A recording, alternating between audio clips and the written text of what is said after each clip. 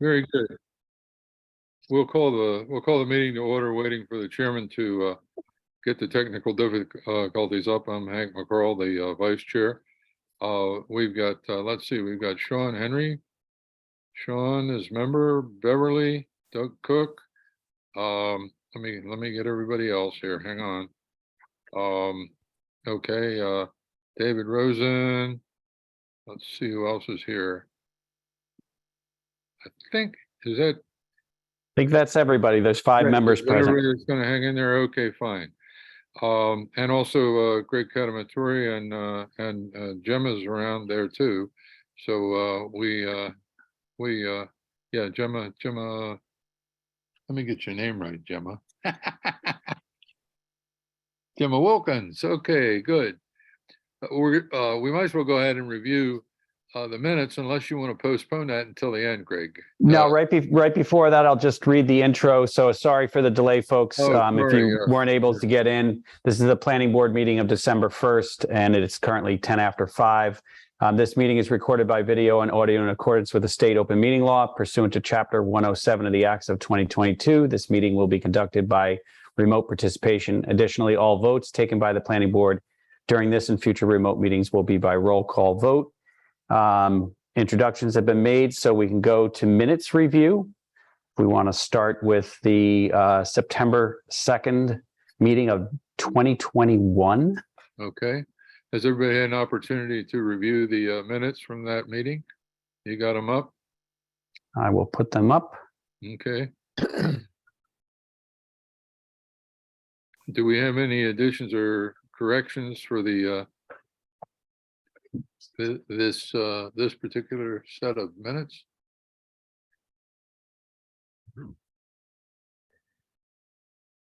Greg, Jane reviewed these, correct? And I think Yes, in some minor revisions. I believe she did already. Catherine can confirm that. Okay. Yes, I have corrections for both sets, so I'll definitely make the corrections that Jane has sent to me, and any others that come up with now. I found one or two, but I can't find them now, and I'm sure that Jane caught them, because she always does. Well, she always does. So that's. They were minor grammar things, like a missing S and a. Oh yeah. They were minor. I'm sure she caught. Those are. Does anybody have anything else that they want to add? We'll go ahead and take a motion to approve the minutes of that meeting. I'll make that motion. Is there a second? Second. Okay. Any further discussion on approval of the minutes for the meeting of September 2nd? Is that correct, Rick? Yep. Okay. And if not, I'll do a roll call vote. Roll call, please. Thank you. Member McCarl. Here. Yes. Member Bookin. Yes. Member Cook. Yes. Member Henry. Yes. And Member Remsen. Oh, sorry, Rosen. Yes. Jane is not here. I know it's been a while. Okay.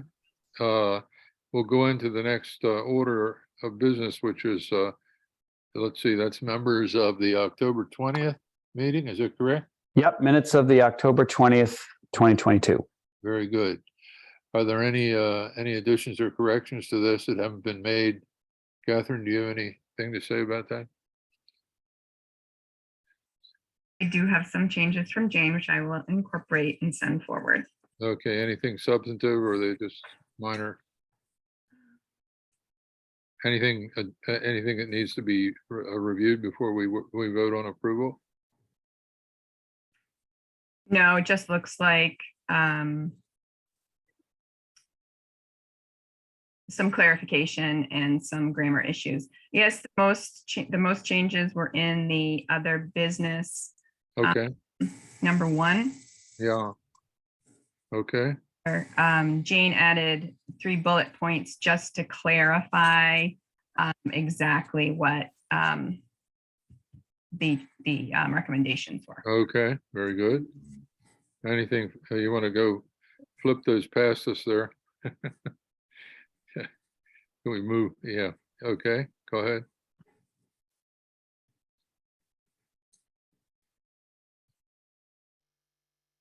Anything in addition to that? I'll take a motion to approve the minutes of that meeting. So Is there- move. Is there a second? I'll second. Greg, could you call the roll, please? Yep. Member McCarl, Yes? member Bookin, Yes. member Cook, Yes. member Henry, Yes. and member Rosen. I was not at the meeting, so. So I you can probably- abstain. I Yep. can abstain, Okay. exactly. That'll be Yep. fine. Okay, Greg, do you want to move into the first item on the agenda? Sure. Let me just, Close that. I'm assuming Rick will manage to join us at some point here. he will, I hope. Well, if not, we'll just go ahead and have the meeting. As long as we've got a quorum, we'll be Yep. okay. I don't think you'll mind that we went ahead with the business there. That was pretty routine. Yep. Okay. Greg, you want to, Sure. So the next agenda item, you'll recall a couple of meetings back, we started a discussion about making a review and recommendation to the Zoning Board of Appeals on the submitted application from William Wheat for a 40B comprehensive permit at 50R Maplewood Avenue. right? And in the interim, the last time the board met, it was referred to a subcommittee of the planning board, which made a recommendation back to the full board, and that draft, which I will certainly change the date on it, because initially we thought we were going to be reviewing this at the November 17th meeting, which was canceled. Right. So it'll bear the date of this evening. And I thought maybe it would make sense if Sean wanted to kind of take the lead just in outlining the work of the subcommittee in Jane's absence. That might be helpful for everybody. That'll be fine. Sean, you want to take it over? Sure. Basically, what we tried to do in drafting this was just take into account all the points made at the earlier meeting, the full board, the various concerns that were expressed about the site, going back to the original application when it came through initially as a proposal to rezone for a TOD there, the Okay. concerns that were expressed back then, and also incorporating the concerns that were expressed at the last meeting by the entire board. And I think we basically have all of those covered. If Greg can scroll through. Yeah, and I just wanted to recognize Joel Favazza, who's representing the application, is on the call. He did have one, I think, minor edit that he wanted to suggest, just clarifying the application to a certain extent, if you choose to allow him to interject. And That'll be fine. also recognizing that the chairman has arrived. Oh, very good. We'll turn it over to Rick. So why don't we go ahead on that, Hank, you were just going to allow somebody to speak. I just came through half of that discussion. Yeah, So that's Okay. okay. Yeah. We'll So I'm turn going to it over allow Joel to speak on the draft report to the Zoning Board of Appeals. okay, Thank you. that's great. Thank you. You should be able to speak, Joel. Thank you. For the record, Joel Favazza, Seaside Legal Solutions, 1 Main Street in Gloucester, here on behalf of William Wheat, owner of the property. Thank you very much for letting me in. So the edit I was looking into was in the access area, which you have on the screen. And there were some questions in the way it's written about the adjacent site. And so what I was suggesting, and I presented to Greg, is that beginning with the second sentence of the proposal, it would say, the proposal also reconfigures the parking, access, and circulation of the car wash site at 50 Maplewood Avenue, period. It is the board's understanding that the applicant is requesting such offsite improvements be a special condition of any comprehensive permit granted by the ZBA, period. Such reconfiguration would require a site plan review approval from the planning board under section 5.8 of the zoning ordinance, comma, which the applicant has agreed to undertake. And then there was like one other change in there where you see now it currently says the reconfiguration of the car wash site, which, you know, when rededicated to the housing project may negatively impact safety.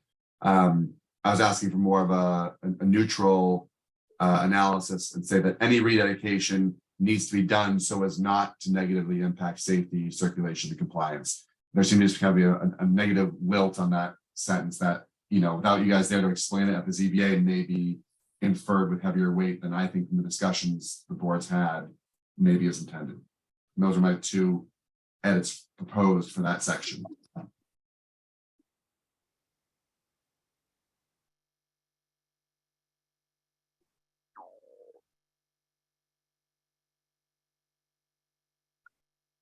Problem not seeing it in writing is a little difficult. I do actually have it. I can put it up in a red line Okay. version if that is helpful. Thank you. Yeah, that is simply, Yep. yeah. 1 second.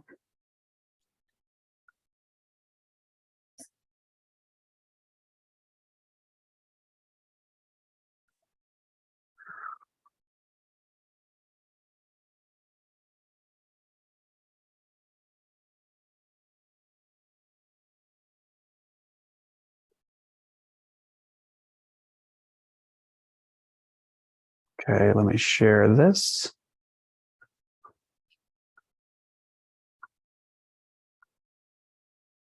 So that is what Attorney Favazza was suggesting. Okay, let's look at it. Yep.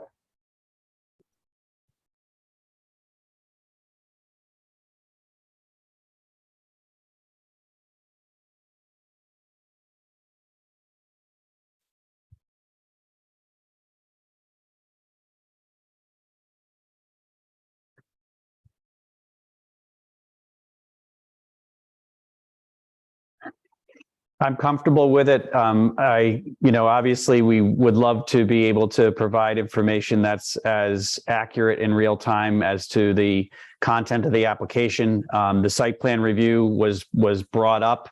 The applicants responded in saying that they'd be willing to do that. So that's kind of new information from the position that the subcommittee was in. And then I don't see any issue with, I think everybody has the common goal of making sure that there's no impact to safety, and that should be the outcome regardless of how the application gets reviewed going forward. So I'm fine with that, and not, as has been suggested of saying it's going to be negative. The answer is it's not going to be negative through the review. Can I make two minor changes that are really grammatical? Sure. It should read, the first is the board's understanding that the applicant is requesting that such offsite improvements be a special condition. Okay. And then in the, you never put an adverb between in a to phrase, so it should read to impact safety negatively. Okay.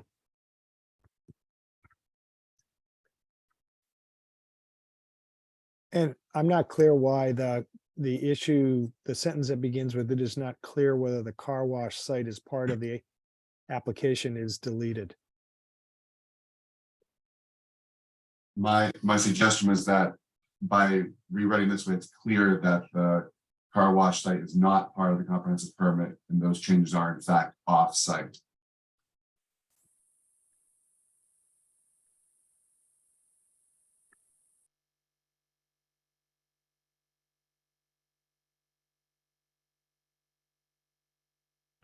Well, I guess it's still a little murky. I mean, we have a site plan that shows improvements across both sites, but then it's not listed on the application as part of the application. So I think that's something that we're still looking for some clarity on. And I don't know, Joel, I have not been a part of any of the discussions you've had with Suzanne Egan or on that resolution of whether or not it needs to be included or not. Sure. So I think you still have, even with that deletion, you still have the second to last sentence still says the applicant should clarify the application in May, so there's still the ability to. Yep. Maybe more formal in it, but the discussion with Suzanne Egan, to your question, have been that the idea really actually modeled after the way the planning board typically handles subdivision type things, where you'll have the application, you'll have any waivers or something requested to a subdivision, and then if the roads leading to that subdivision also need some offsite improvements as a condition of the subdivision approval, but not actually part of the subdivision project, you have what the board typically refers to as offsite improvements. And we were looking to very similarly have this be conditioned as offsite improvements. So not to bring 50 itself, the car wash lot, into the comprehensive permit, but to say, hey, 50R, you can't go forward unless the car wash site, makes these changes. And the car wash site can't get through site plan review, then we have to go back and revisit the comprehensive. I'm not quite sure what the pros and cons of leaving the car wash site. If I'm not mistaken, they're in the same ownership, are they not? Through an LLC, the principal of the LLC is Mr. Wheat. So yes, functionally, they can be controlled by the same person. And the lot R is a separate lot, but does not have its own access to a public street. It's through the car wash. No, the back lot has access over a private road to Midland. Okay. So again, this project from a very technical standpoint doesn't quote unquote need the car wash site, right? They say, hey, our access is over Woodstock Way. And the idea is that based on the feedback we received from this board in particular, under previous iterations, we understand that one of the things you guys highlighted, which we agree with, was the need for pedestrian access and the need or the synergy of, while we're redesigning 50R, we might as well clean up the access on 50 at the same time.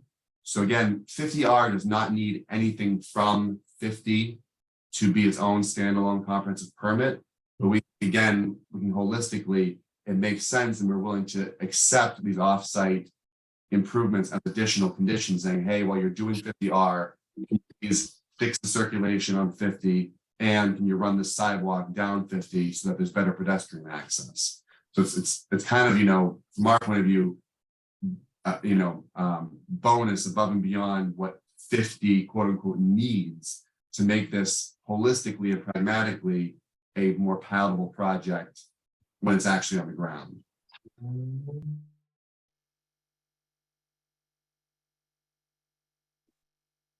I think it's a compelling argument. I don't know whether David agrees, but I think as long as those improvements are made on site and the two really are revising the circulation to make sure that the egress from the back of the car wash is safe and doesn't interfere with the ingress and egress of the housing, and that there is the pedestrian connection.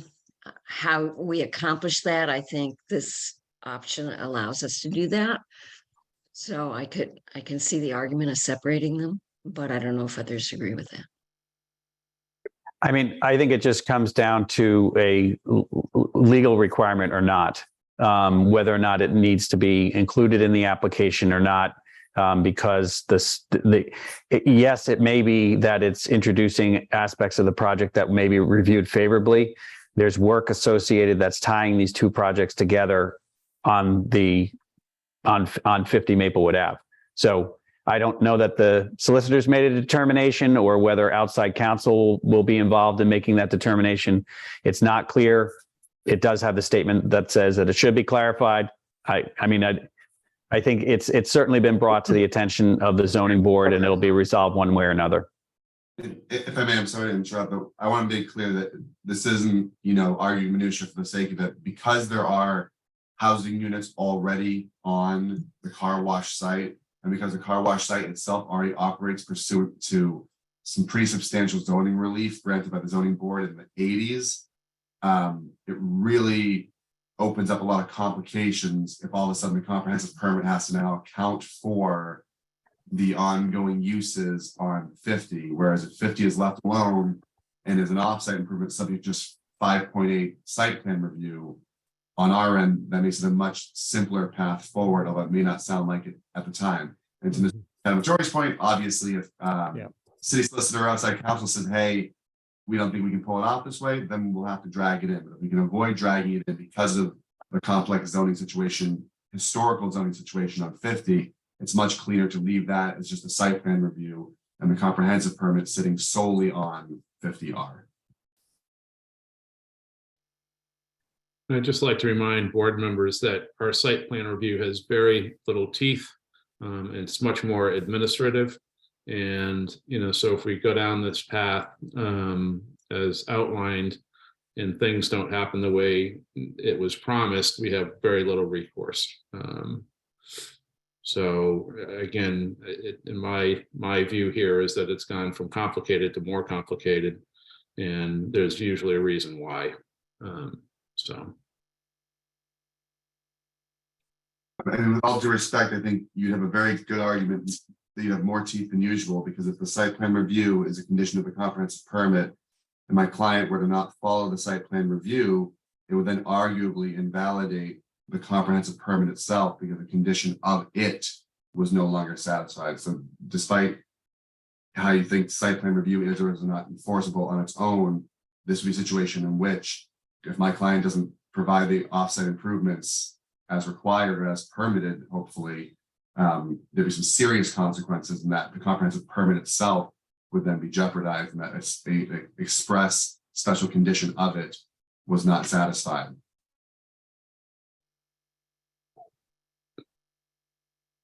Well, I think we've spent enough time on this. You can either keep the statement in or not. It sounds like the issue is still going to be something that's going to have to be discussed further and resolved at the next phase. I think the key issue here is more how the project functions than the nuance of whether it needs to be included or not in the application. So how do folks feel about that? Just Reasonable. clarification, Greg. If the 50 Maplewood, the redesign of the site is tossed into the overall application, 40B application, then there's no opportunity for the planning board to do the site plan review at that point, correct? Because it would just be essentially another letter like this to the ZBA saying, hey, we think this, no official opportunity for a planning board review of the site plan. Whereas if we go with this language that mandates that, maybe we need to strengthen the language, that mandates that the applicant accept the site plan review conditions on 50 Maplewood as a special condition of the comprehensive permit that the ZBA is working on, that seems like it does in fact give us a little more input and control into the final situation, no? I mean, there's just going to be a determination made. I don't know what the answer is. So if we're silent on it and, the intention of the board is that it would like to pursue the review under site plan review, I think this language accommodates that. If there's some determination made otherwise, then that's the applicant will have to respond to that. I think, still those aspects of circulation, they all have to work. I don't see, to say that, it can be completely independent. Maybe it can, but it's still going to require some reconfiguration on the 50 Maplewood site in order for the project as proposed to happen. There'll have to be some other form of modification. So again, I don't think we have to dwell on it. If that's what the board would like to see, that's great. In the end, it may not necessarily be the outcome depending upon the determination of whether it needs to be included or not. The input is still there. If the plans are revised, the board could take another look at them as well and provide comment. Can I ask a technical question? If the site plan that's approved then goes in for building permit, which includes these offsite improvements, will a building permit an occupancy permit be granted to the housing project if the offsite improvements are also not completed as per the plan? So if they are part of the comprehensive permit, the permit not only typically outlines what needs to be done, which set of plans are being approved, it may also have conditions related to the sequencing. And I would think that would be something that would certainly be addressed, that those improvements have to be in place, because they're going to affect the functioning of the car wash site, as well as provide the accommodations that we're hoping that the two projects would have for future residents. And basically, this is just a recommendation to the zoning board of adjustments, right? Okay. Because normally we don't, we're not given the opportunity to comment on 40B projects. It goes right to ZBA. So this is a unique opportunity for us. Yeah, so you typically don't have a permitting role, but you do get to comment. Yes.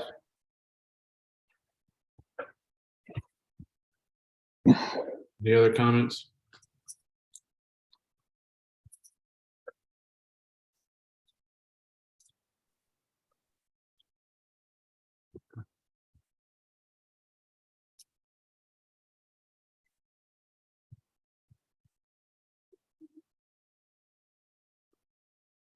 So do we just need a motion to make this recommendation, or? Yep, you can make a motion to make the recommendation to the Zoning Board of Appeals on the comprehensive permit proposed at 50 Maplewood Avenue, 50R Maplewood Avenue, as revised December 1st. I'll make that motion. We have a motion. I need a second, please. I'll second. Who was that? And that's with the changes that have Yeah, been The proposed proposed by. changes. Yeah. Including your two that you outlined as well. Right. Okay. Okay, thank you. We'll give Sean Henry the second. I need a roll call vote, please. Okay, Member Noonan, Yes. Member McCarl, Yes. Member Bookin, Yes, Member Cook, Yes. Member Henry, Yes. and Member Rosen. Yes. Okay. I'll Thank you very forward. much. And then this moves on to a hearing with the zoning board of adjustments with our recommendation. Yes, so they've opened the hearing and continued it a couple of hearings. I think they'll be back on the agenda in December, but I'll send that over to them Okay. tomorrow. Very Yep. good. and can I just make a comment to the whole committee from the subcommittee, because we looked at this at much greater detail than we are tonight. The project will bring 30 units on a site that's essentially an acre, which comes in at 30 units to the acre, which is substantially higher than most places in Gloucester. So in that regard, it's a project that allows multifamily that otherwise wouldn't be allowed. And there's a question of affordable too. Isn't that correct? Yes. Right. It's got 30 units. I think 3 are 3-bedroom, and all Yeah. the rest are essentially oversized efficiencies. They call them Right. 1-bedrooms, but they're kind of oversized, halfway between an efficiency and a 1-bedroom. So Right. they're quite small, and that would be 27, and then 3-bedroom apartments. Right. And are they rental or are they condos? They are proposed to be rental. Okay. And because they're 40B, they've got income restrictions on them, right? Right. Yes. Income restrictions in the sense that the people who live there must meet a certain income cap, right? Yeah, as well as maximum rents. Right.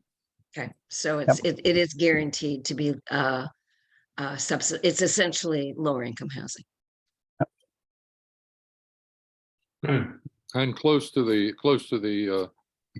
MBTA station, very Yep. close. And remember that the MBTA proposed requirements are that the area around the station, should we get involved in area station planning, would be an average of 15. And this is coming in at twice that average because it's 30 Right. units on just about an acre. So- Right. Okay. Ready for the next agenda item? Okay. I'll just share my screen for the agenda just so that people see where we are.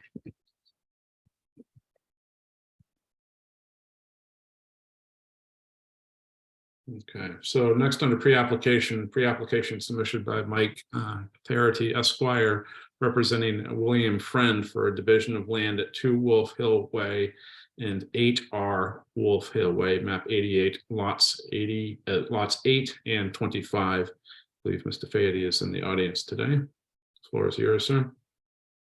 Can you hear me? Yes, sir. Okay, thank you. I'll apologize for the condition of my voice. It's got only to do with the a cold that I've been fighting for a little bit. So if I tail off, please just say so, and I'll try and speak louder. I'm here this evening, actually at the suggestion and request of the statement that was given to me by Greg Catamatori back on September 19th of this year, and I'll go through that with you. But I want to let you know what else is going on in the immediate proximity on other land owned by William Friend as trustee.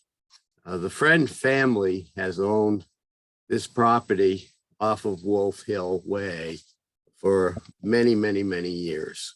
And back in 2020, we applied for a subdivision, which was granted, and it included 5 total lots. If you look at the map that's being presented right now in front of you, okay, you'll see a bold line that relates to what I'm going to talk about in a minute or two.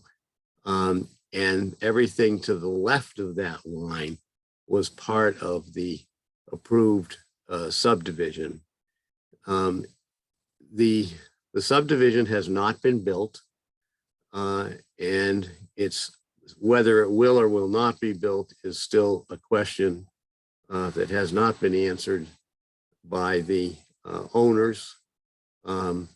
This is a very costly project, and because it was immediately in the neighborhood of property that they clearly intended to retain, it's not a very profitable or good bargain at this point to spend as much money on that project as would be required. So there's a rethinking of that entire project. It's everything to the left on that, with the exception of parcel number 88, which is the house, the yellow house, and the piers. That is not part of the subdivision, but it does include the rest. Now, the part that I'm going to talk about tonight is everything on this same page, which is to the east or to the right of the land I just spoke about. We have done a few things with regard to the property since 2020 that are a particular concern and ongoing projects. You'll see, first of all, there's a name, Dunphy. You'll see a building that says Dunphy on it. And what we did was on that lot, it's immediately adjacent, and it used to be part of the Friend property. And there was an encroachment by the right-hand corner of the building there. You'll see it's like a long building. That was built on the Friend property many years ago by the Dunphys, and the whole idea was we're just going to get this cleared up for everybody. And so we deeded over a portion of the Friend property to the Dunphys, and in exchange for that, down on Wolf Hill Way, which is on the top part of this diagram. Can you track that down, Greg? Right, okay. Right where you see the word wolf, WOLEF, from there up to the corner of the land, the roadway that goes in to the property, there was an easement granted by the Dunphys along the frontage of Wolf Hill Way that would allow us to create drainage that may be necessary and some other items on that section, which would accommodate the subdivision. But most importantly, it would widen that road. When the city put in the utilities over there, they seem to want to put everything on the be the easterly side of Wolf Hill Way, and that line, the last line there that's close to the number that says 60, is a very, very steep drop off onto those houses below. Yeah. And so this will allow us to maintain the width that was approved in the subdivision without putting equipment on that cliff. Second thing that has been done is where you see the words Hill Way, there was a condition in the subdivision approval that roadway for the length from the what is the Dunphy driveway back to the Wolf Hill Road intersection was to be widened in width to at least 14 feet. That has all been done. The trees that prevented that from being done were removed, and that roadway has been completely redone for that entire distance to a width of 14 lineal feet in width, all the way back to where it intersects Wolf Hill Road. Now, if you shift to the, you can slide that up just a bit, Greg, and move it to the left to just a tad. Okay, that's fine. We have other neighbors, and if you look at the one that says McKechnie, and it's a small lot, and it appears to have a sliver of land next to it, which is marked D. And even below that, there's another, it's not a sliver anymore. It's a fairly wide, long lot that says E. An arrangement was made with the McKechnies that the Friends would transfer D and E to McKechnies. The E part of it is where Mr. McKechnie's mom lives. So those have been transferred over. So if you look in the McKechnie house above, now their building conforms to the zoning requirements. So those two strips were sold, and the McKechnies bought the lot that says 87 lot 12 maybe. That parcel, which has been in the Friend family forever. And you'll notice there's a little square about 3/4 of the way up on the left. Right, that's right where it was. Yeah, there had also been an encroachment there, and of long standing.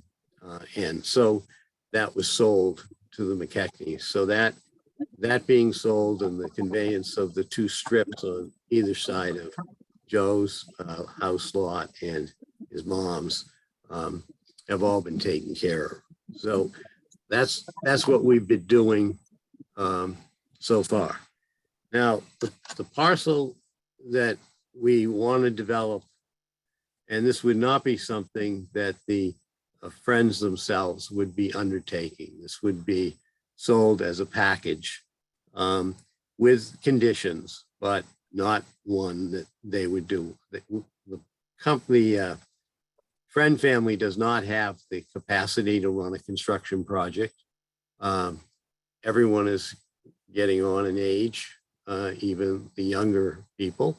And so it's important to just dispose of this at this point.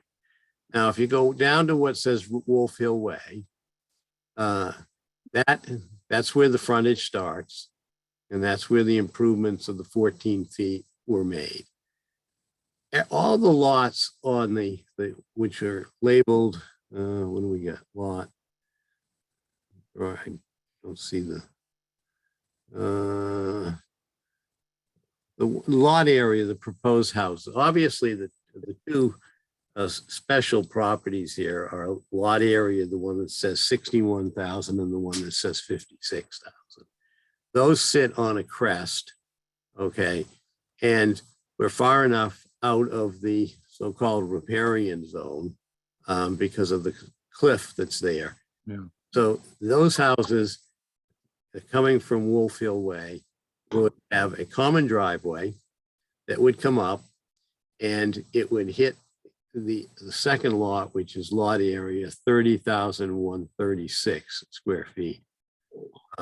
Initially, it was thought that maybe Mr. Friend would live there, and that's still a possibility. But that's the placement is there.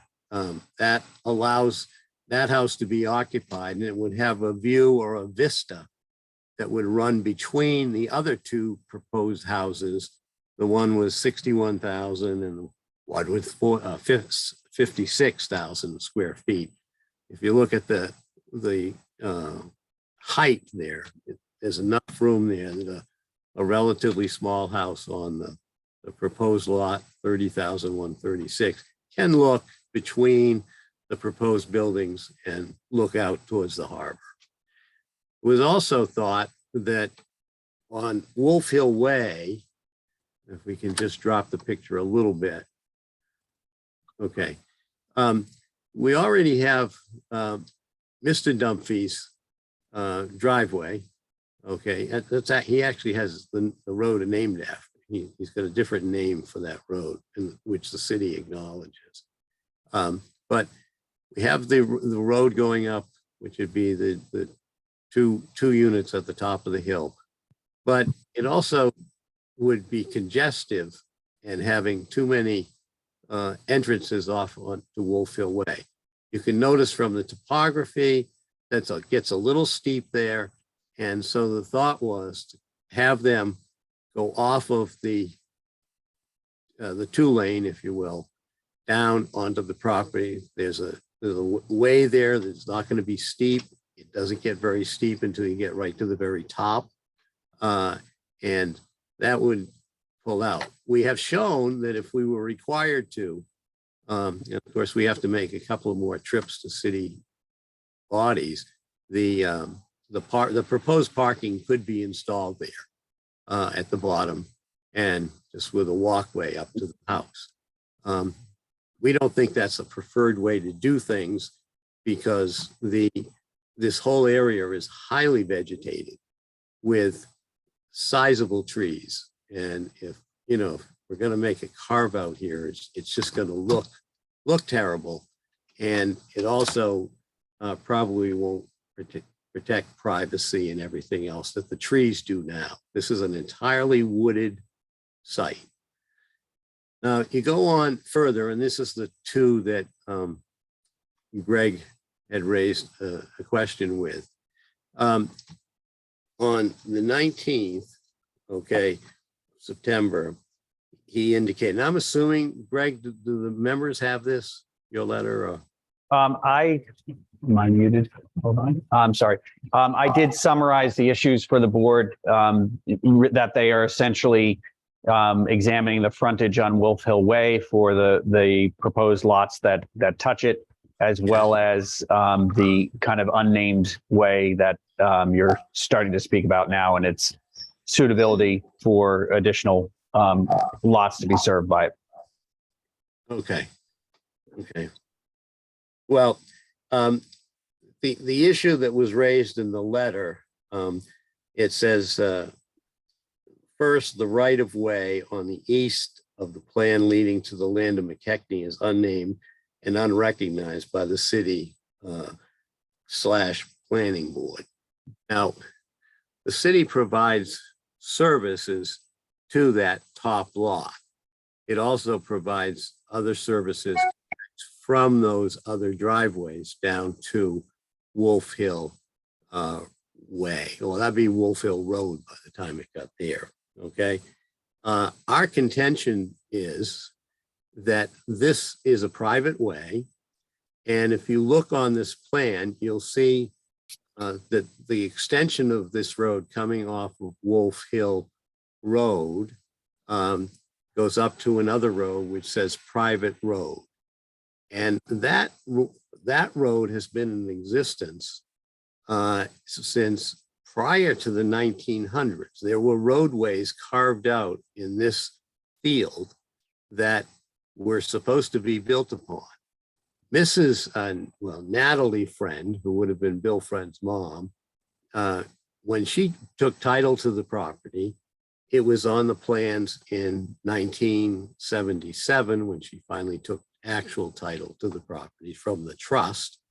And it's also where there are roadways already on the other side leading into the proposed subdivision.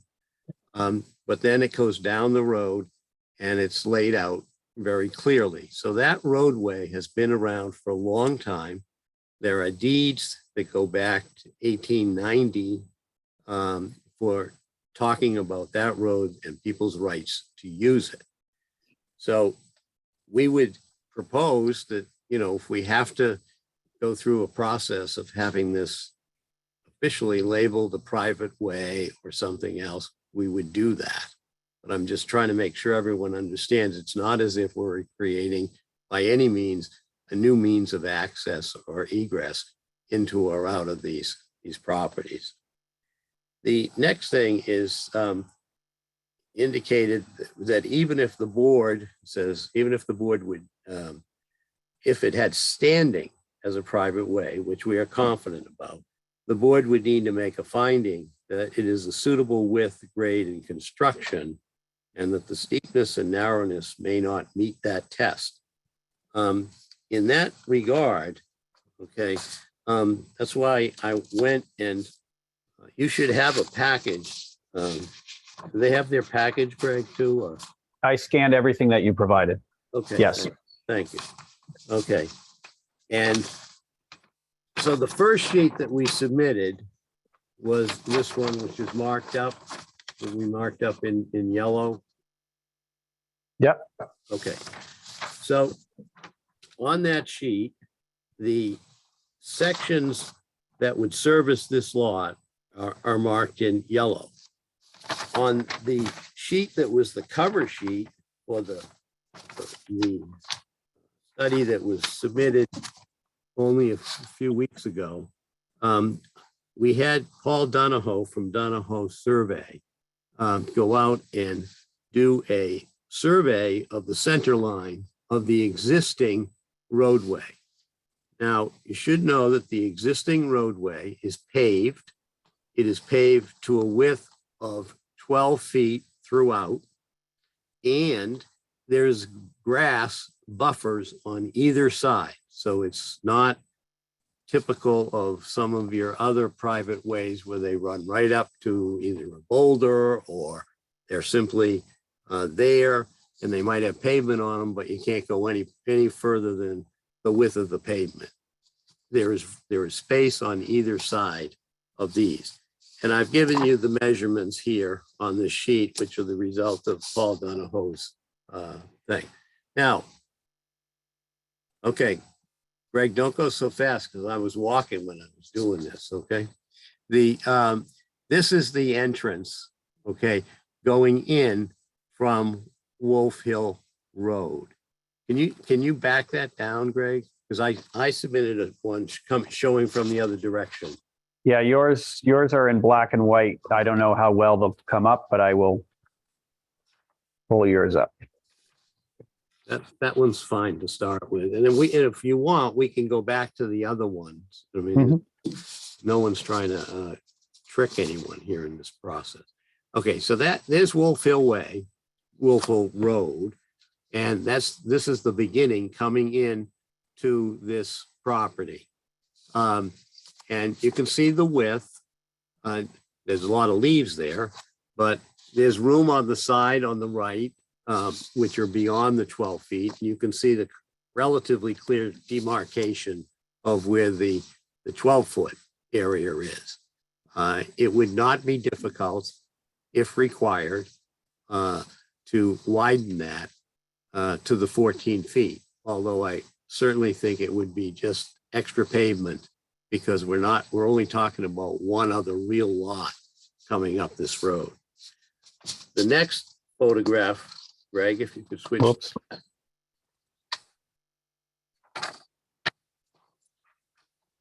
Coming up the hill, that's that driveway on the left goes down and services two houses down below, all serviced off of this roadway. The first rise is shown on the study.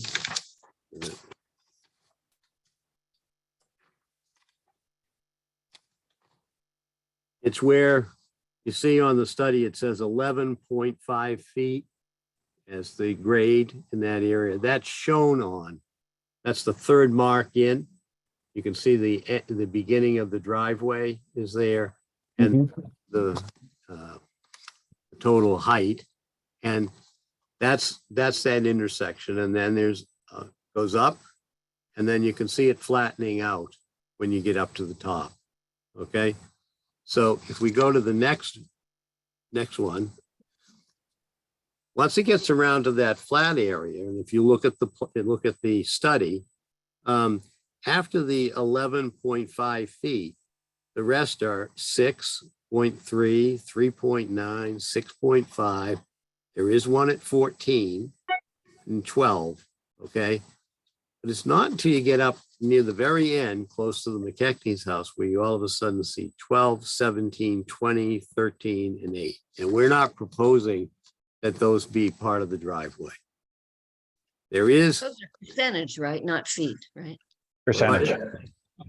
You're saying feet, but you mean percentage, right?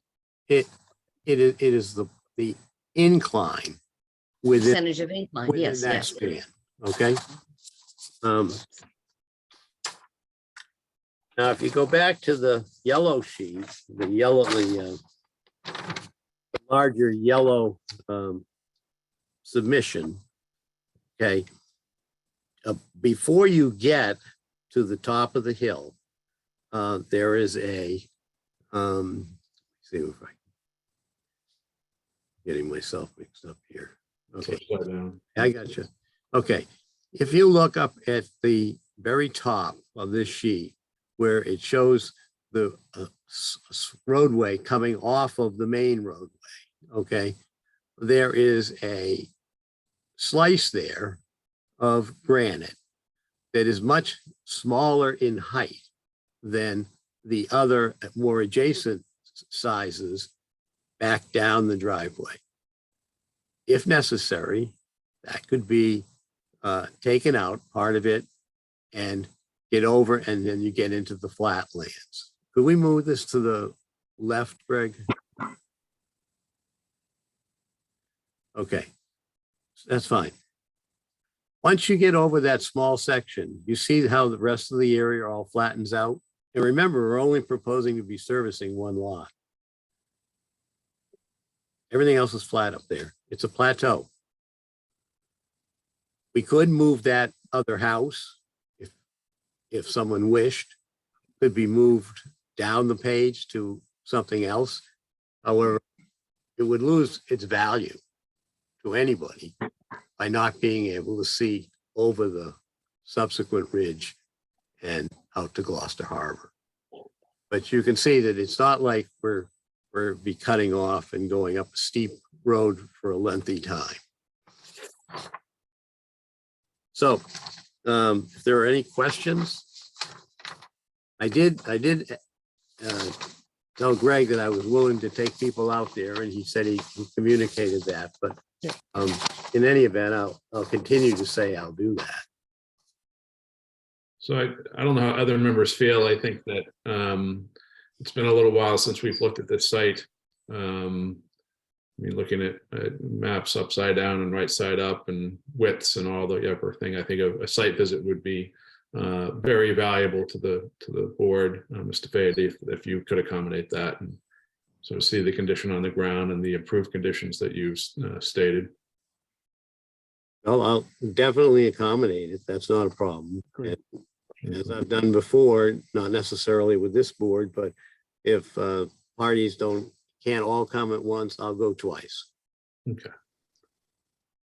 How do folks feel about that? I mean, there's a lot of moving parts in this complicated application, and it's been a couple of years since we've been up there, and be a good chance to see it before the snow flies. The site walk would be good. Yeah. I have a question. Could we go back to the plan, the first plan? I just need a clarification. looking at it. Are you talking about the folded plan of the whole site? Or, Yes, yeah, okay, Yep. go ahead. the first one that you showed. Yep, I got it. That one? Can Yep. you blow it up a little? So the lot, if I understand you correctly, Mike, the lot that is 56,785 square feet, that lot. Yep. The frontage for that lot comes off this way that you've just been talking about, Yes. right? That's what you're proposing. What's going on with this? Is this a paper street that comes up from the left side of where it says Wolf Hill Road and swings down through the property and then comes back up that driveway? What's the status of that private road, and how does that fit into this plan? Well, that's, I'll call it sort of a swirl. Okay, if you go down to Wolf Hill Way, Yeah, you'll see the thickness of this coming in, okay? It touches Wolf Hill Way. That is the entrance to the subdivision. The road is already there. Yeah. It's been there. Under the subdivision criteria, there's a requirement that it be widened. And we also, in the triangular part at the bottom, that there be an additional drainage field. So that's already part of the subdivision. But it's not necessarily to be used because with respect to these other lots, it would only be one house lot using the driveway that I just described. okay.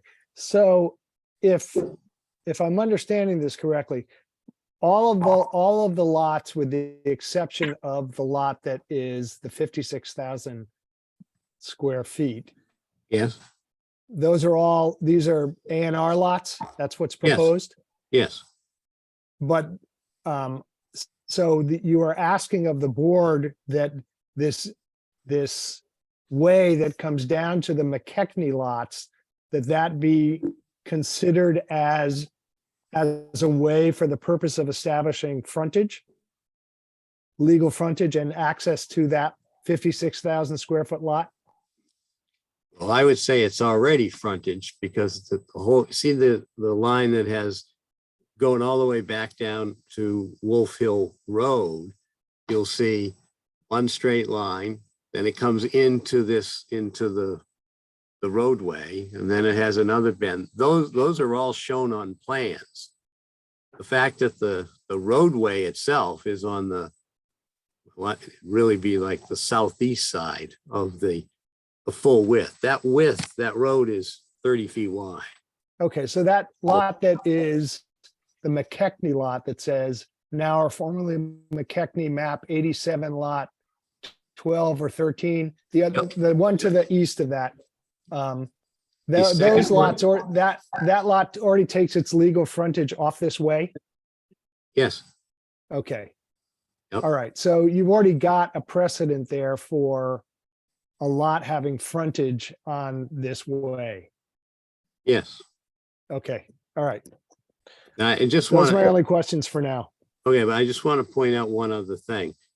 You asked about the frontage for this lot off the way. That frontage could be enhanced, okay, by being moved more to the north okay?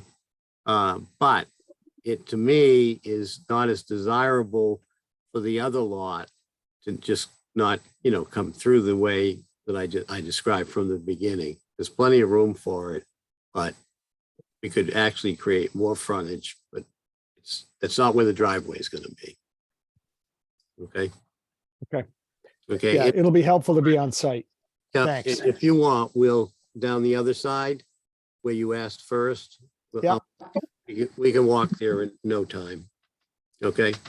Show you. Thanks. Thank you. Good to see you. I haven't talked to you in long, Many years. long time. Yeah. Okay.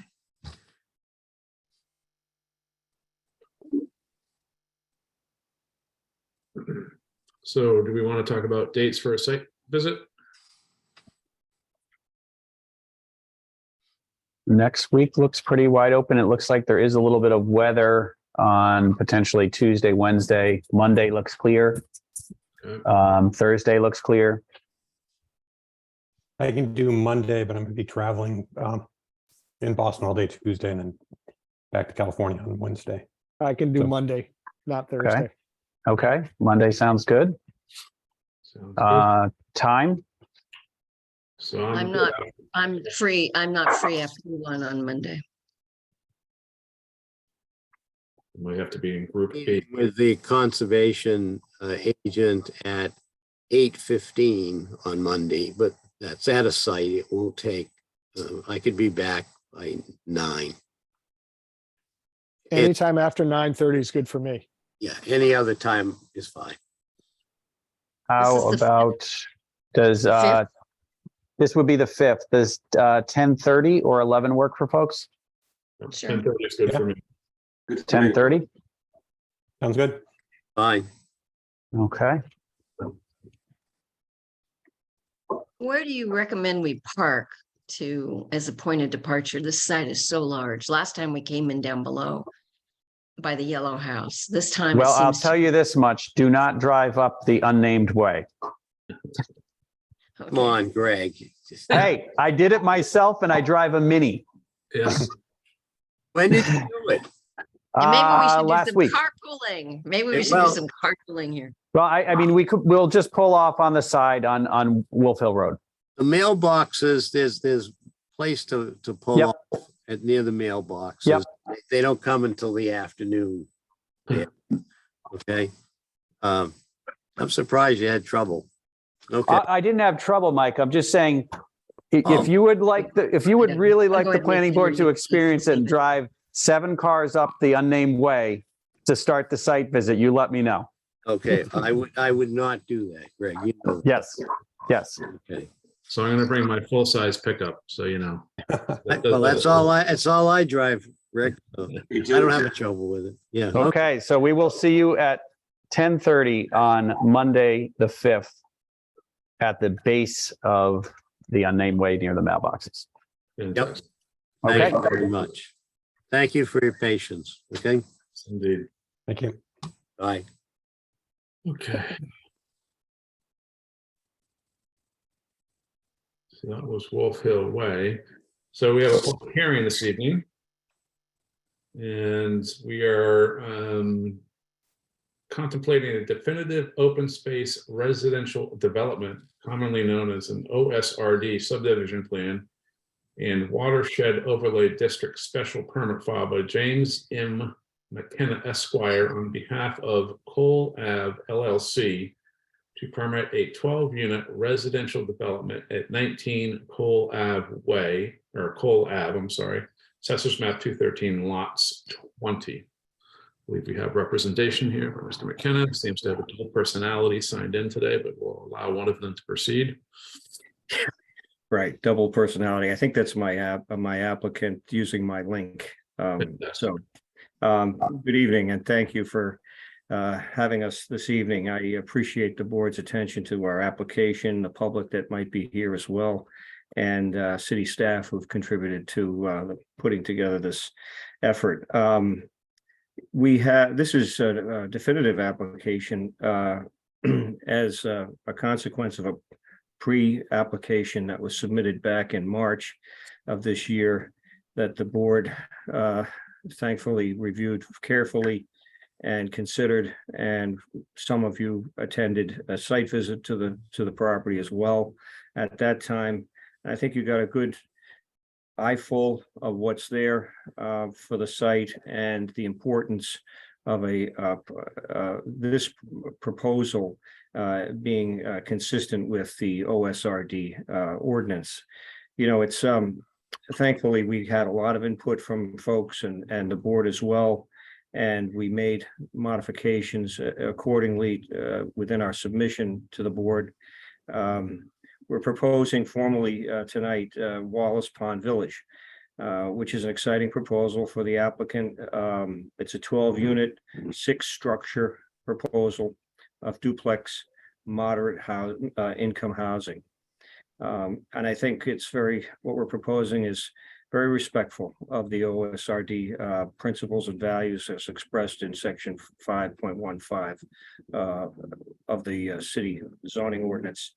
The application, you know, this is the first of its kind, but in working with the ordinance, it's clear that this is exactly the kind of development that was intended for this ordinance, because of a number of important features of the site, as well as the assets, the city assets as well of the area that need to be protected.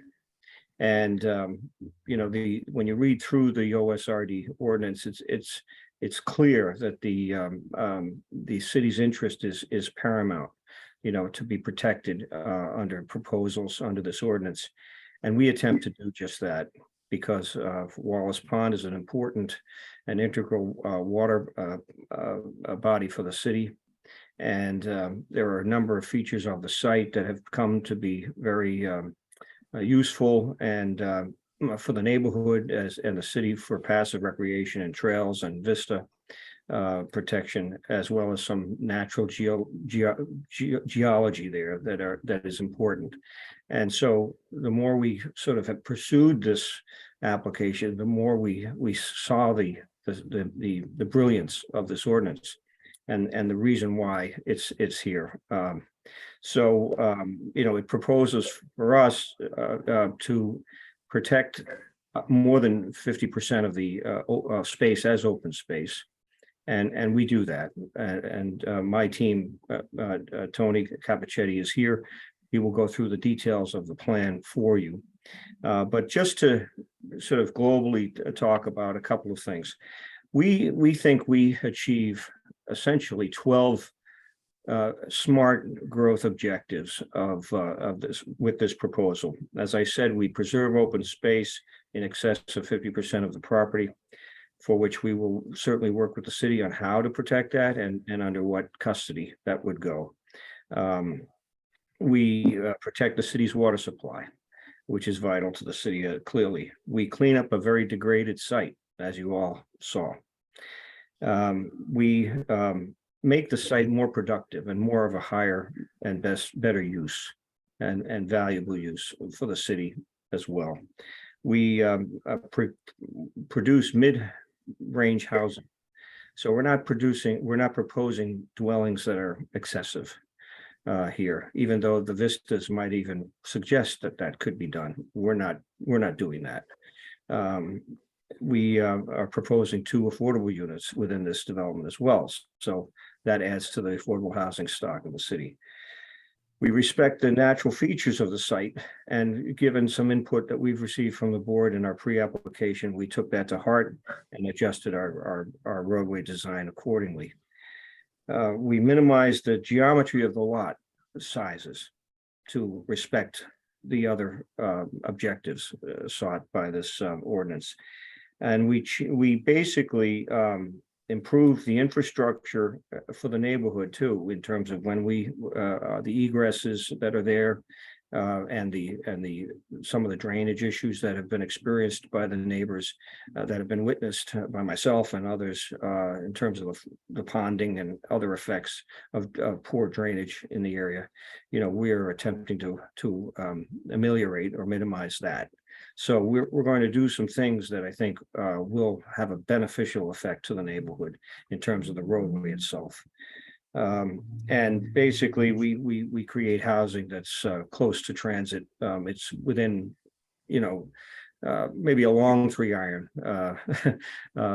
shot of the transit station down the street. And so this is again, I think, another opportunity for the city to achieve or point to this project as a project of creating new housing, moderate income housing within walking distance of a train facility. So that's those are the things that we really speak to in terms of why we pursued this development.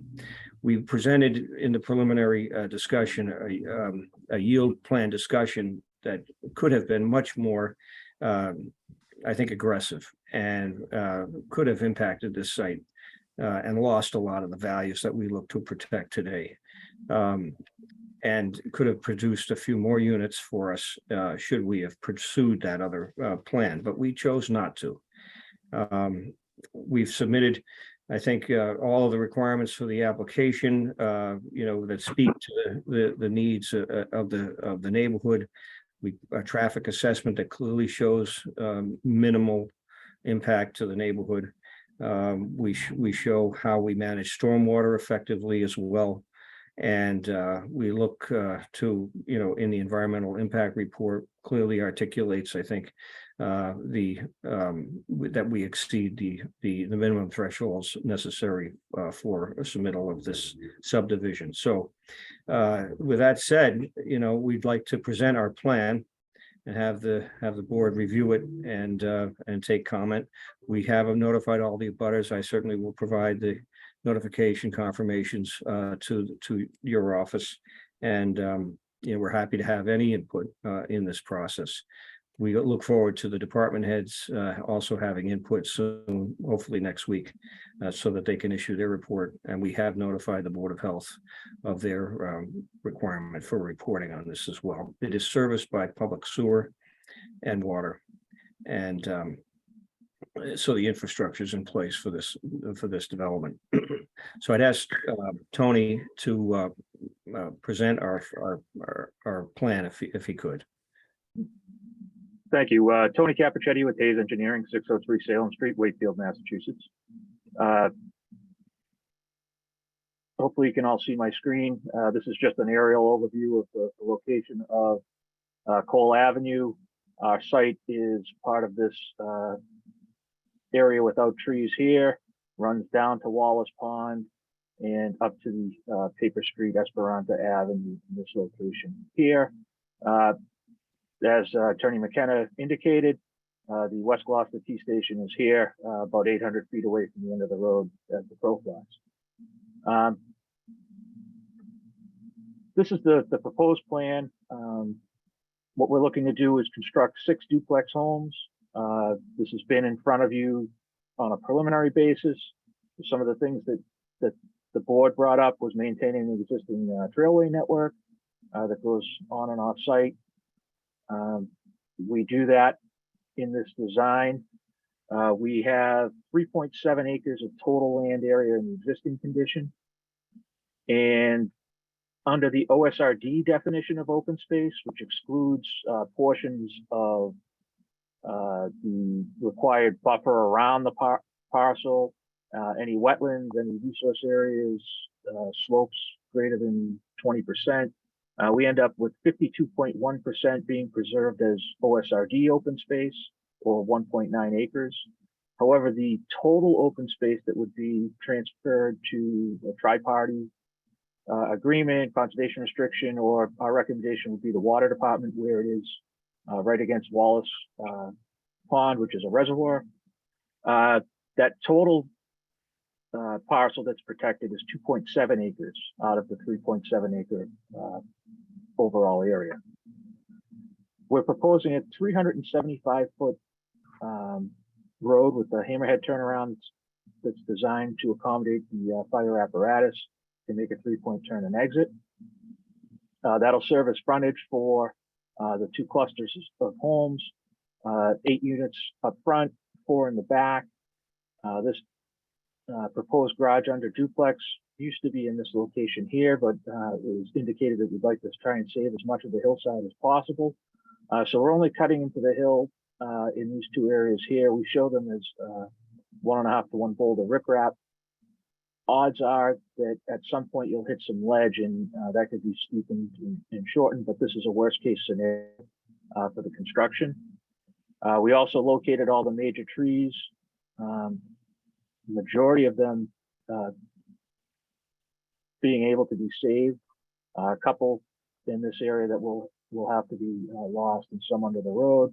However, for the most part, we are preserving a lot of the major trees, focusing the development into the open area for those of you that were on the sidewalk that was kind of littered with garbage and some trailers and the like. So it will definitely be cleaning up this area within the watershed. An isolated non-jurisdictional wetland to the north is shown here, and we're outside of the 50-foot no structure zone with any structures. The proposed road, as I said, is 375 feet. It's 22 feet in width with curbs on both sides. Maximum slope of this road is 5.5%. So despite the terrain out here, we're not exceedingly steep. And part of this is we've proposed improving Cole Avenue from its intersection with Clearview to its terminus here, about 600 feet in length. The narrowest points along there in the existing condition are about 12 to 13 feet wide. This would be expanded to 22 feet with curbs up until the intersection with Esperanza to maintain positive drainage. And the maximum slope in this area here, which is similar to existing, is 7% grade, still acceptable within the subdivision rules and regulations. I believe you allow a maximum of 8%. As Jim indicated, public water and sewer for these homes, no septic systems. And what we're hoping to do is schedule a meeting with the department heads for next week to review this. And I'll leave it up to the board for any questions or comments, as well as, we understand that we need department head input, but as well as get some public input on the project as well as we move forward. Thank you, Tony. I can stop sharing, or if it helps, I can leave this up for. No, why don't we leave it up for a minute? All right, thanks. Barbara? Beverly, I'm sorry, looking right at That's you. right. How you doing? That's right. Okay, we did a very thorough site visit not too terribly long ago, so I do remember the site. There was a burnt out house somewhere, and that's it. What is the status of that? We were under the impression it was going to be torn down. That is not under our control. That is Okay. a separate parcel. We did negotiate with that property owner. We wanted to try and bring that parcel into this project and provide another unit of housing, but we weren't successful in doing so. Okay, that's what it was. You were going to, yeah. So it's, and is that the lot? It's right, the corner of this burnt out house is right on a lot line? Is that it? That is correct. That's the foundation of the home. It's right on the property. Okay. Well, it's not within your control. It probably is a hazard, as I recall, but. And we do maintain a buffer along that property line. We'd be more than happy to add some additional plantings in that buffer area to provide some screening. Given that it's burnt out and somewhat of a public nuisance, is it possible that the city could require that it be torn down, Greg? I will certainly check with the building inspector on the status of that. Okay, thank you. Mr. Rosen? I'm curious about the path that extends where the road is. Is that a right of way that comes down? No, actually, if you come from the existing road, not the new road, exactly that area, and then comes down to the path. Is that a public way already? Cole Avenue is a private way. It does extend to the edge of the water. Okay, Or to the edge of the city of Gloucester land. I apologize. It is separated from the water by about 50 feet here. All right, so if you follow that path all the way and then go north along the path, and then it comes up, it makes a loop to connect back up to the new road. Where does the road going to the west, or that path going to the west, what does that lead to? Ultimately, it takes you to the dam. There's a pumping station right here. Yeah. And right now there's some Jersey barriers right here that kind of block the path. If you were out on the sidewalk, you might remember there was some debris deposited here. It looked like people might have been driving down and dumping. So, but this path would take you into the city of Gloucester land by the pumping. Okay, so that there would be, it would connect up with other public open space? Well, it's City of Gloucester Water Department. I don't know if they consider it technically open space or not, but yes, it would link up to other city property. Okay, I think they had it posted as no trespassing. So where it's the water supply, I don't know how much they want to encourage it, but we're maintaining that connection. and all of the trees that you show here, are those trees that the intention is to maintain those? So we were asked to locate the significant trees over 6-inch diameter, which is what we did. Within the dark green, we will definitely be saving all of these. I can tell you that this one here would go. So we'd probably lose about 3 trees here. And this tree here, this one we're trying to save. And we'd probably lose these 2, but these smaller ones in the buffer would remain. So we're Okay, but we're everything doing in our the best. dark green stays for the most Yes, part? Okay, that's correct. thank you.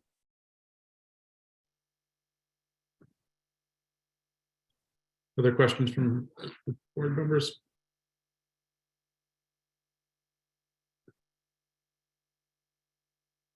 Greg, any other color before we open to a public comment? Yeah, I guess one other thing that might be helpful, just showing the kind of the full footprint of the project. I mean, this is rendered and shows, very well the areas that are part of the permanent open space.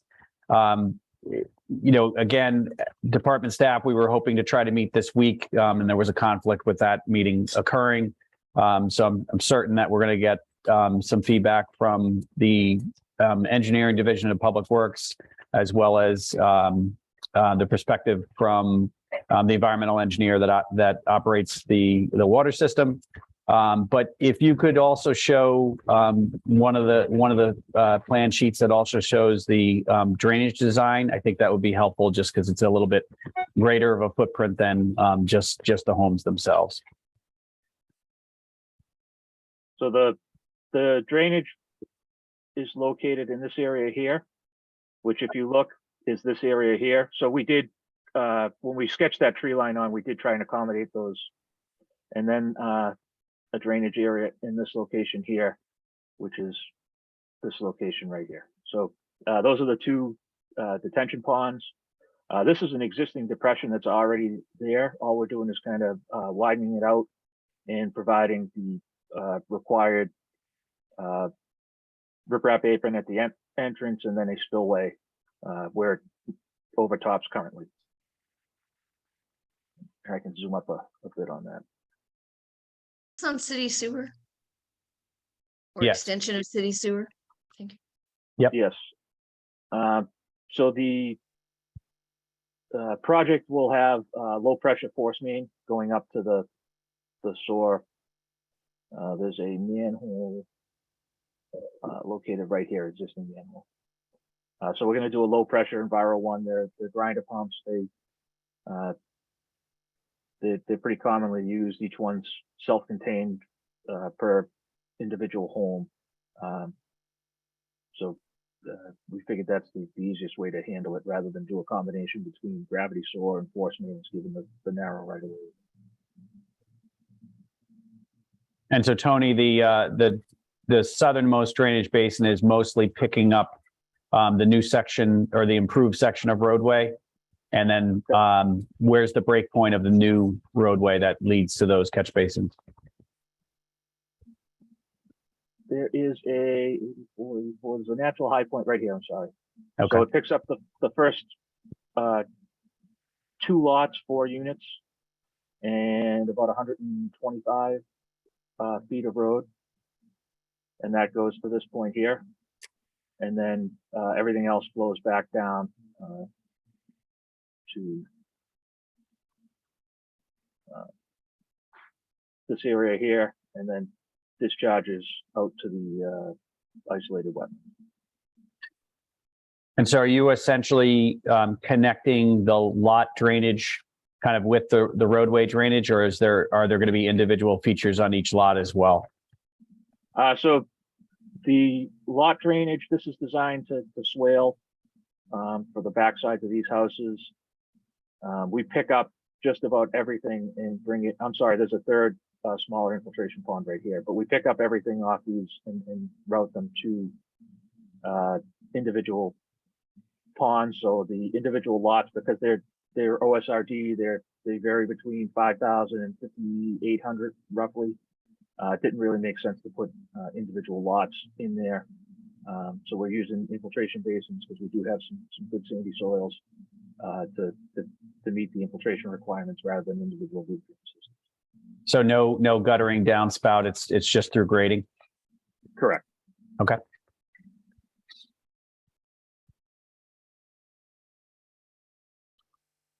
Any other questions for the applicant before we take some public comment?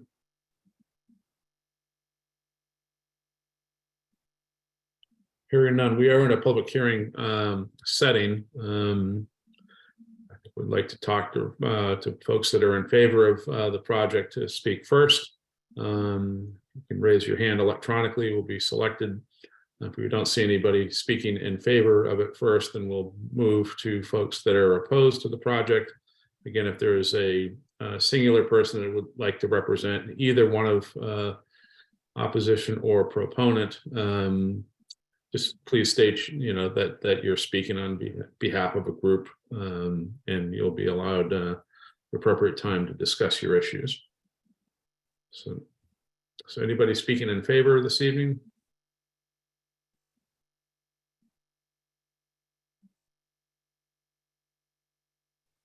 Again, at the bottom of your screen, if you touch the boundary. Okay, so Gail Campbell. Okay, I'll allow her to speak. Thank you. I'm Gail? not speaking in favor. I'm just was looking for the hand. Oh, Okay. okay. Well, you found it. Okay, thank you. So again, anybody speaking in favor, we can lower her hand. All right, thank you.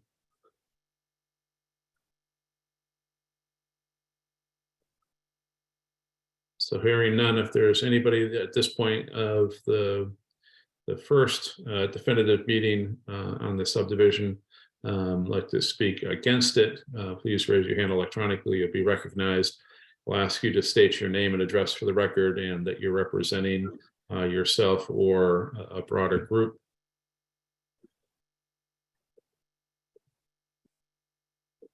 Okay, I'm going to recognize Gail Campbell.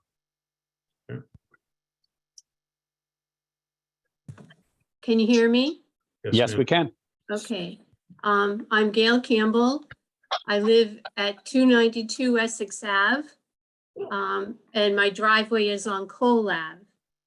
I have a concern about the increase in traffic. I live right on the corner of Cole Ave and Essex Ave and have for 40 years. And as you can imagine, in that time, there's been a significant increase in the traffic on Essex Ave and a significant increase in the traffic on Cole Ave. There are 20 driveways that funnel traffic onto Cole Ave and down into the intersection of Essex Ave and Cole Ave. And that has to be one of the most dangerous intersections in the city because your sight line is blocked by the railroad bridge. And when you're coming from the railroad bridge and you want to turn up at Cole Ave, if someone's coming down Cole Ave, then you cannot make that turn and you're stuck waiting in Essex Ave. until that person is allowed out onto the main road. So it's very dangerous. And that doesn't even count the winter time. There has been many instances where people try to get up Cole Ave and they end up slip sliding back down into Essex Ave because they can't make the hill in the snow. So it's a very dangerous intersection, and I'm concerned that with the addition of 12 more driveways, I would estimate that would be at least 20 more cars. That's a 50% increase in the amount of traffic using our tiny little road. Now, they mentioned widening the road to Clearview Ave, but that's not where the traffic problem is. The traffic problem is at the intersection of Cole Ave and Essex Ave. And widening the road at the base of Cole Ave and Essex Ave, I'm not an engineer, but I do know that I own the wall that defines my property line along Essex Ave, and it goes right to the very edge of Cole Ave. And it's been there since right after the Civil War. And it's made from granite that's quarried right here on Cape Ann. So I consider it anyways, a historical feature that goes with my property, which was the original house in the neighborhood. And it is also the right of way was the access road to my property when the property was first developed. So I'm really concerned about the safety issues of not just the traffic, but the increased pedestrians. It's a really terrible intersection because of the bridge. And I'm hoping that the board will consider safety as part of your decision-making when you decide on what's going to happen with the top of Cole Ave. Thank you. Thank you, Gail. To recognize Pauline Landry.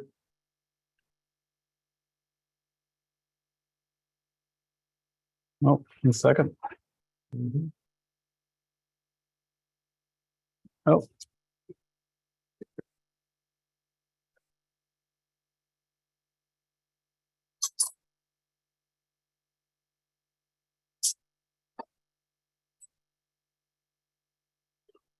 Pauline, can you hear us? She dropped off. Oh, there she's connecting now. Okay. There you go.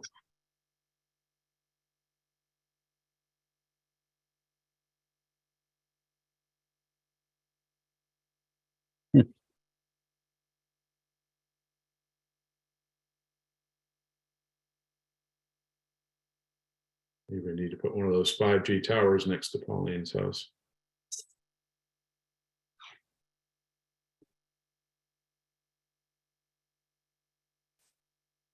Oh, Okay. Well, she's trying to connect. Is there anybody else that would like to speak? There's Jared. Okay. Hi, can you hear me okay? Yeah, just your name and address for the record, Jared. Yeah, Philip Dimitri, 10 Cole Avenue. Excellent. And your comments, please.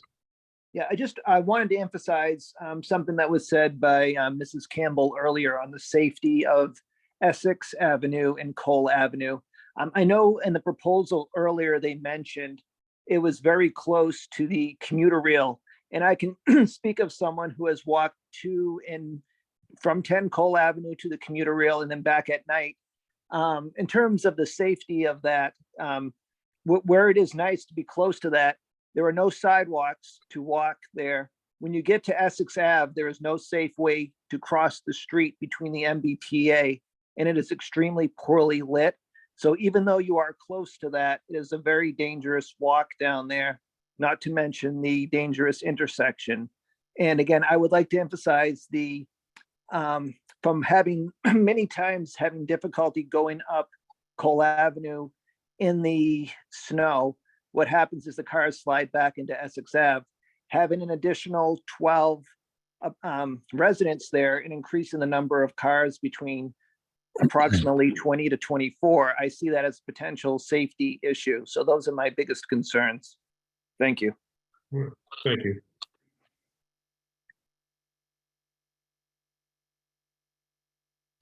Any other comments while we're waiting for Ms. Landry to connect effectively?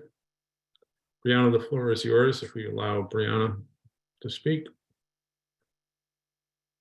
Can you hear me okay? Terrific. My name is Brianna Comey. My father, Robert Broad III, and I co-own our home located at 15 Cole Avenue that has been in our family for 53 years. And we are direct abutters to this proposed project. I have attended the 3 previous planning board meetings for this matter prior to this one. And I hope in the interest of full transparency that a hybrid meeting model is offered as soon as possible so that board members are required to return to in-person meetings and citizens can attend in person if they choose to. The last planning board meeting was held over 4 months ago on July 21st, and I question why it is being allowed to be elevated to a public hearing when the applicant is still presenting more hypothetical scenarios and if-then suggestions than documented actions and irrefutable certainties. As I have stated before in submitted public comments, I hope it becomes a requirement that legal ownership, including control of land, title, and deed, be proven before matters such as this one, shrouded in speculation and ambiguity from the beginning, are allowed to appear before the city and receive taxpayer time, money, and other valuable resources. The burden of proof is on the applicant, and other than repeatedly trespassing on our properties over the past 3 years to have the same land surveyed that yields the same results, new developments have yet to be presented as to who has the right to grant access and usage of Esperanto Avenue when 3 parcels are currently owned by neighbors. Another neighbor has maintained a proposed entrance adjacent to their property for over 40 years, and it is still only a paper road on a map located off of a private road. All but 3 homeowners in our neighborhood have signed a petition in opposition of this proposed project, and declining because they feel that it is a conflict of interest for whatever reason is by no means consent. So my advice for the applicant is to stop hoping that you are going to receive neighborhood cooperation and start proving that you have the land and appropriate road and utility access required for this application to be accepted independently, because we are consulting with a land use and zoning attorney, and his team, including a title examiner and surveyor, will ensure that you will not get so much as a speck of dust that belongs to us. Thank you very much. Thank you, Brianna. I'm sure you're brimming with anticipation, Mr. McKenna, to respond, but I would like to take more public comment. Excuse me, Mr. Burnham is here with me as well. He would like to speak. Okay, at the discretion of the chair, Mr. Burnham, just again, your full name and address for the record, sir. Yeah, Toby Burnham, 50 Mount Vernon, Gloucester. And how do you figure into this discussion? I been owning property up here for 12 years. I've been up around this neighborhood for 38 years, been working out here, started with Babe Melanson. I own 12R, 17 Cole, also 6 and 8 Esperanto. And according to recent developments from the Registry of Deeds, I own 13 primarily because 17 was once 13 and was changed to 17. And I would just like to say that I own both sides of the road, Cole Ave, and Cole Ave is too narrow for proper access. Okay. Any other comments, sir, before we move forward?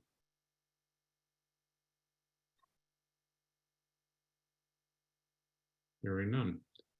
We recognize Brian Hardy, please.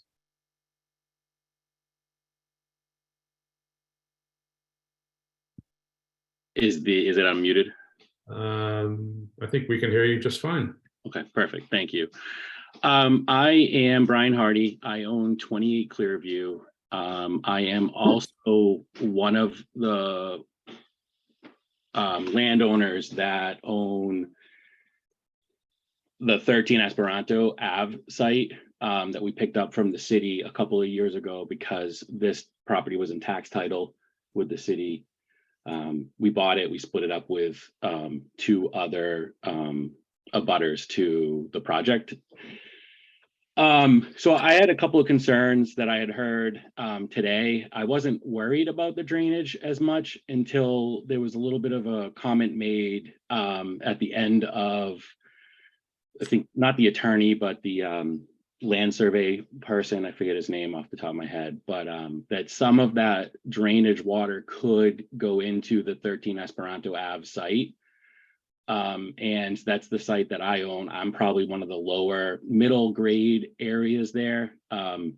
It's the one with the riffraff wall that was built where the pool is. So I'm a little bit concerned about you guys thinking about using that gully there for drainage. The person that lives next to me also has a lower land than that. So that water, if it did drain down into that gully, would drain into his property. I'm not sure if he's listening today, but he's at 30 Clearview Ave. So a little bit of concerns there. But yeah, all the other concerns that were brought up by all the other residents, I share the same view. The road is too narrow, the traffic is too heavy, that to get to the bus stop, I guess I would call it right now, instead of the MBTA site, because the train hasn't been running consistently over the last couple of years. It is very dangerous. I echo all those same comments. Sure. Thank you, Brian. Thanks, guys. Mr. Chairman, it does look like now Pauline is connected. Fantastic. So hopefully she should be able to speak. You there, Pauline?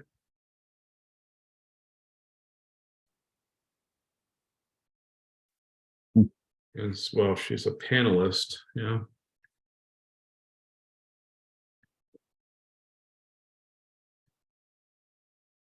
So Pauline, if the bottom left of your screen, there's a mute button. Excuse me, sir. Pauline Landry is here with us. She'd like to speak. Oh, okay. We tried to bring her in separately. You did, and I apologize. Oh, no problem. Okay, so is it okay to go? Yeah, Yes. just name and address for the record. All right, sir. Well, good evening. My name is Pauline Landry and my husband is Martin Landry. And I live at 9 Cole Avenue here in Gloucester. There's so many issues facing this neighborhood with this Cole Avenue project.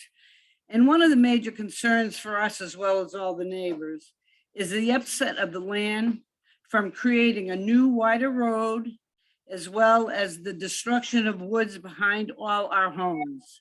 From Essex Ave through Cole Ave to the woods, the upset of land and the undermining of the road will create a new pathway for water to flow to all properties and the possibility of the lake, and that is our drinking water. This area is all on ledge, including the woods behind us. Once the earth and the trees are removed, the water will only go so deep due to the ledge and will follow the easiest path to all other properties. And being on a hill, the water will flow downhill and settle to all other homes in its path. What about how will the road be constructed? Will it be lower in the center or on edging of hut top? Especially the undermining of the edging of the hut top. If it's on the edge of the road, all the water will flow into neighbors' driveways and create icy conditions in the winter and the possibility of flooding our land and cellars. Until this neighborhood is shown what the intentions of the project managers are considering, I hope this committee will take this water concern into consideration and hope all can come to some kind of respectable conversation in regards to the water concerns of this project. Thank you very much. Thank you for your time. Thank you, Pauline.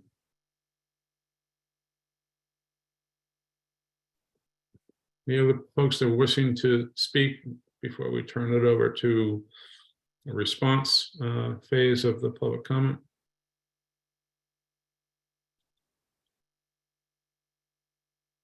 Seeing none, do you want to take a minute or two, Mr. McKenna? No, I'll jump in. First, let me say thank you to the abutters for their respectful and thoughtful comments, and I mean that. I'm very impressed with your research and your consideration of what's important to you. And I would be the same way. If I lived on Cole Ave, I'd have concerns too. Every project has them. And I am welcome to participate in any kind of dialogue or conversation that you'd like to have to tease out and figure out anything that you think is negative that we can do to make our plan better. That said, I'm very confident in our legal ownership and what we've proposed, and I can gladly have a conversation with any attorney with regard to our position on what we hold in title. That's been submitted to the board, and it's been affirmed by title research, and I'm very confident in that. I know that there are some quirky aspects to the history of how lots have been numbered and how they've been drawn in the past, and so there can become some confusion. So I give you that, but I thank you for the research that you've done. I've reviewed it, and I can tell you in full confidence that we are very confident with the title ownership that we have.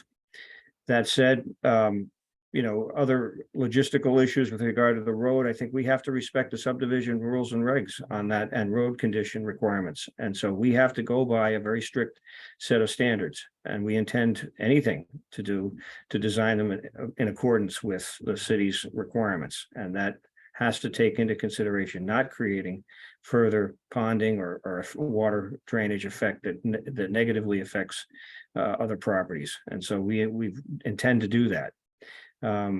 So when we get to a further design phase of the project, we certainly have to have those plans approved by the city engineering department and others to give very precise criticism on what we propose and make sure our plans don't impact negatively the city. Now, we haven't looked, we have provided a traffic impact report by a licensed traffic and transportation engineering firm that's included in the report. I'd have you look at that.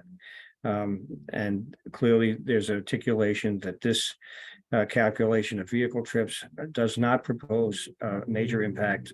You might argue with that, and I can understand, but in terms of development, this certainly does not exceed any significant impact in terms of traffic relative to the development that will be proposed. That doesn't mean that we're not sympathetic to some concerns, and to the extent that we can look at those and see clear to attempt to address something that is reasonable, we will certainly contemplate that. And we know how sensitive this area is to all of you, and we make no bones about it. We know you all love where you live, and you should. We wouldn't propose a project if it wasn't a great area. That said, I represent a client who has property and looks to do some modest development here, but respectful to the extent he can propose to the city that's, consistent with the goals and objectives of this ordinance.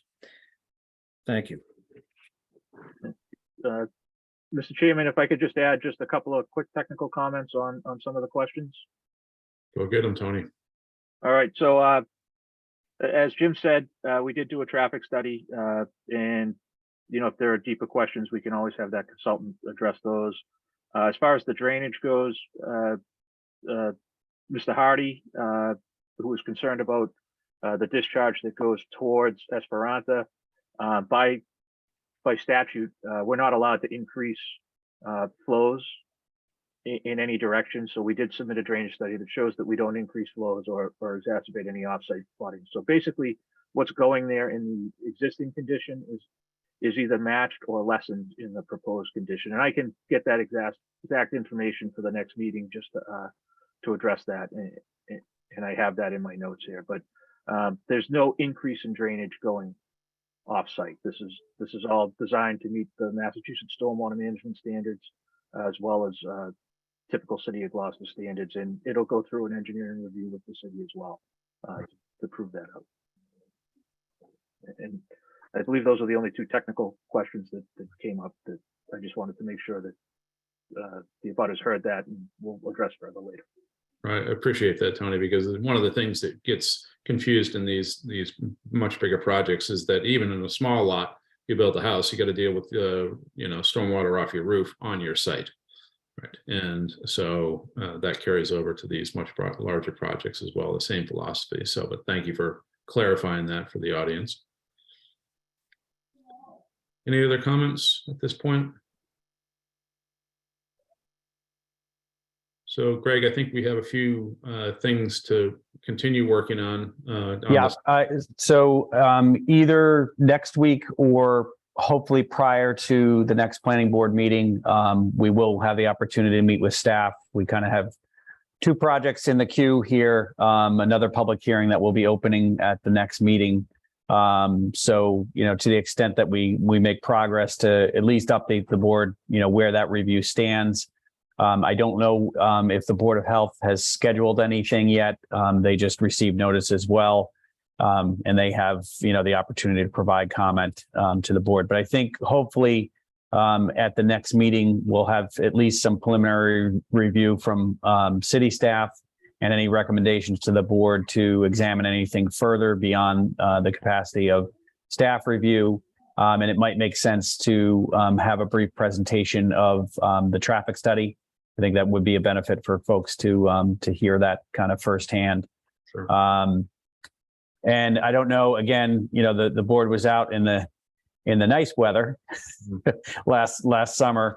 But if there are any elements of the project that are now fleshed out that you think are in need of seeing, and Tony, just remind me now, what type of level of staking is it still at the similar level that it was when we went out for the site visit, or is there any additional identification of elements of the project that are on the ground today?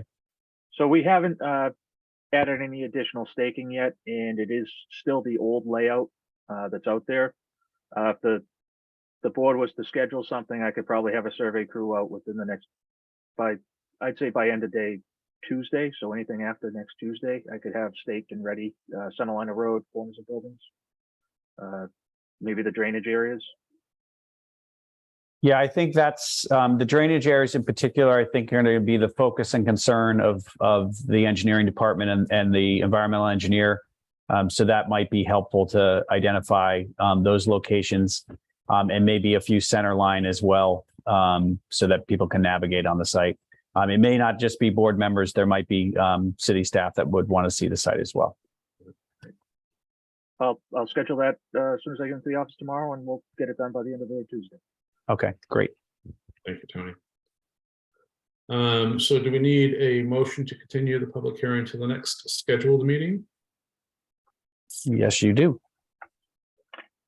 So I will accept the motion to continue the public hearing for 19 Cole Ave to our next regularly scheduled meeting, which is December, if you can believe it, 15th.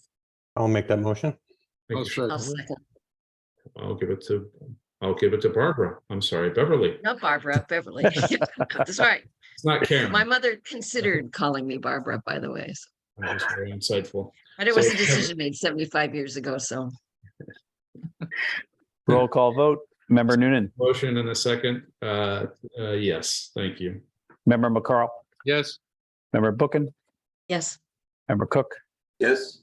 Member Henry. Yes. And Member Rosen. Yes. Okay. All right. Thank you, Mr. McKenna and Tony. And Thank you for your time. Thank you very much. and residents participating. This is a good process, and it always tends to improve the project and not diminish the project. So please hang in there. Thank you. Mr. McCadamatore, in their matters not reasonably anticipated. No, I think we're in good shape. It will, again, we'll probably try to be as succinct as we can with feedback on this project, because there also will be a second development public hearing at the next meeting. So Okay. want to be efficient and keep people, not go too long so that people can stay focused. Very good, sir. Mr. Rosen, it's nice to see you. Would you like to make a motion to adjourn? I'll be happy to move though. Okay, well, I'll thanks. second it. Well, thank you, David, for got the heavy hand. I know. We have a motion and a second to adjourn.